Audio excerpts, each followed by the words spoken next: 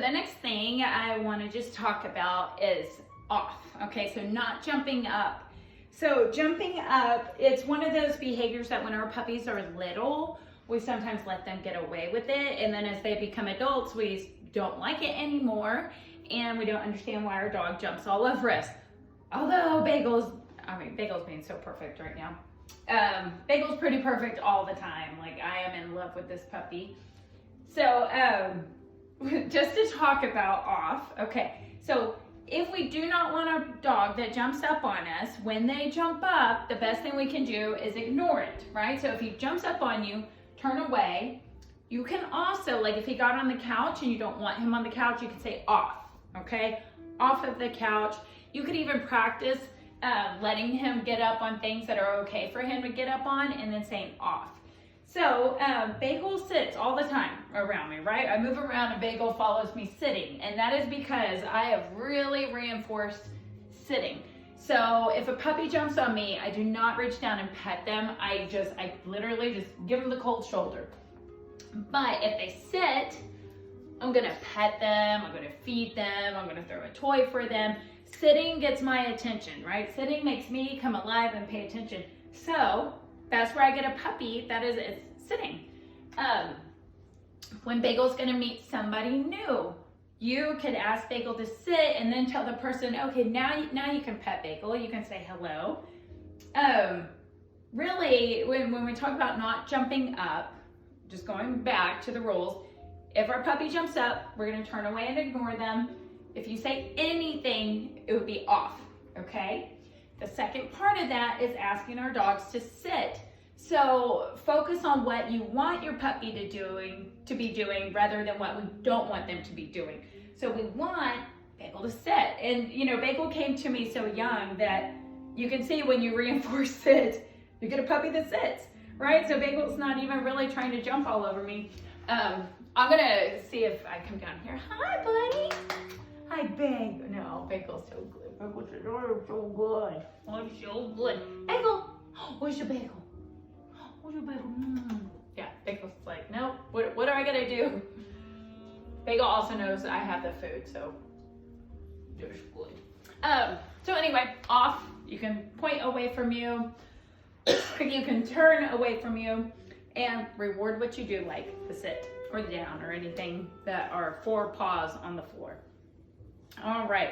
The other thing we've been working on is coming when called. So there's a couple ways to practice your coming when called.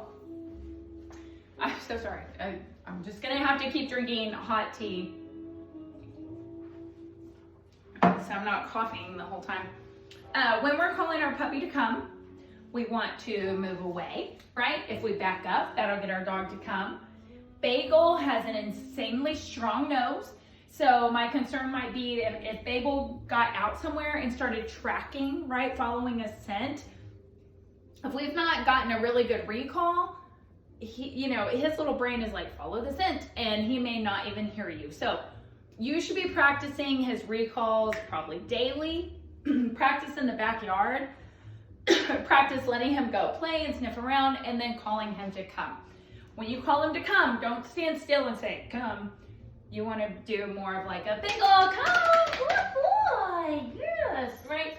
So I'm happy, I'm moving away, I'm patting my legs. I'm doing everything to be like, the party is here. When I call you, it's the best thing in the world. So whenever you call Bagel to come, do not back it with something Bagel views as negative. So if Bagel hated taking a bath or something, we wouldn't say, Bagel, come, and put him in the bathtub, right? Maybe I'm gonna call him to come somewhere else, and then I'm gonna pick him up and put him in the bathtub later. If I was gonna have him go in his crate, I wouldn't say come, I would just say, let's go inside, crate, but I'm not gonna say come. I wanna save that for whenever I'm calling him directly to me. Bagel, come? Yes. Good, and I also can practice bringing the treat all the way in. So instead of me rewarding, oops, sorry baby, me rewarding out here and reaching out, I say, Bagel, come. Yes, I want Bagel to literally come all the way up to my legs And I might also practice picking Bagel up, right? Come all the way to me, and then I pick you up, because if my puppy's off leash, that's what I might do, is get them and pick them up, okay? So in your house, you can be walking around, and when Bagel's not right with you, call him to come. You could go hide and play hide and seek and just hide in a corner somewhere, call Bagel to come, and let Bagel come find you. And in your homework that I'm sending, there's other ways to practice your recall. And then lastly, we're gonna work on stay. So stay, we can do sit stay or down stay. When we're doing a stay, our hand cue is a palm up. When the stay is over, we're gonna say, okay, and pat our leg. During the stay, I'm going to go away, come back, reward. Go away, come back, reward. When it is over, I'll say, okay. All right, Bagel touch. Okay. Good. Bagel down. Good. Stay.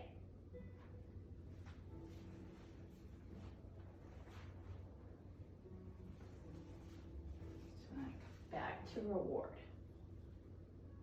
Bagel, watch me. Stay.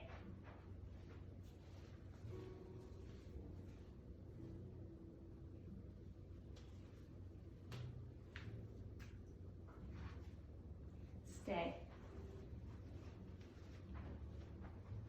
Up. Down. Good, Bagel, stay. So he got up right there because I started to walk behind him, and that was too hard. So we just go, okay, we need to work on being able to, see, so that's hard for him when I go behind. So we would just baby step it, stay, to get to the point that we could walk all the way around. Good, Bagel. Okay, good. Good boy. Good boy. Good. Stay. Maybe I turn my back. Maybe a stretch. Stay.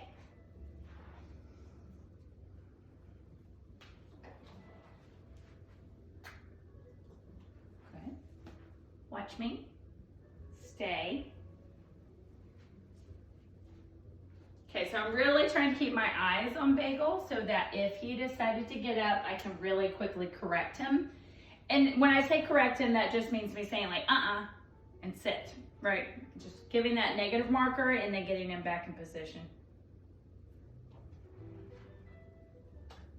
Good, Bagel. Okay. Good job. Good job. Get one more. Sit.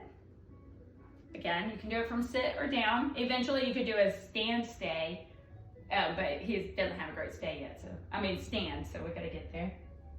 Down. Good, Bagel. Watch me. Stay. So on the stage, you might hear me saying, watch me, throughout the stay or before we start it. And that's just to make sure I have his eyes on me and that he's ready.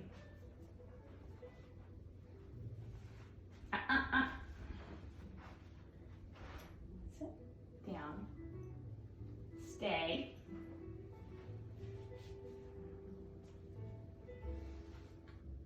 Good boy. Stay.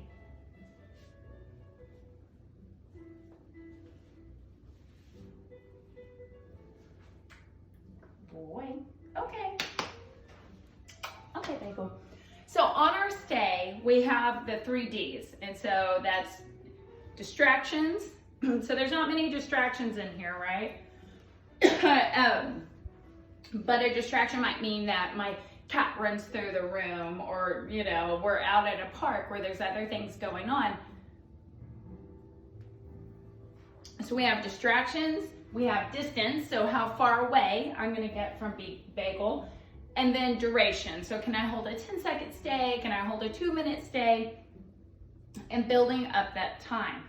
So with him, once he's really good at the stay, then you do all three: distractions, duration, and distance, okay? But in the beginning, we train each of those things separately.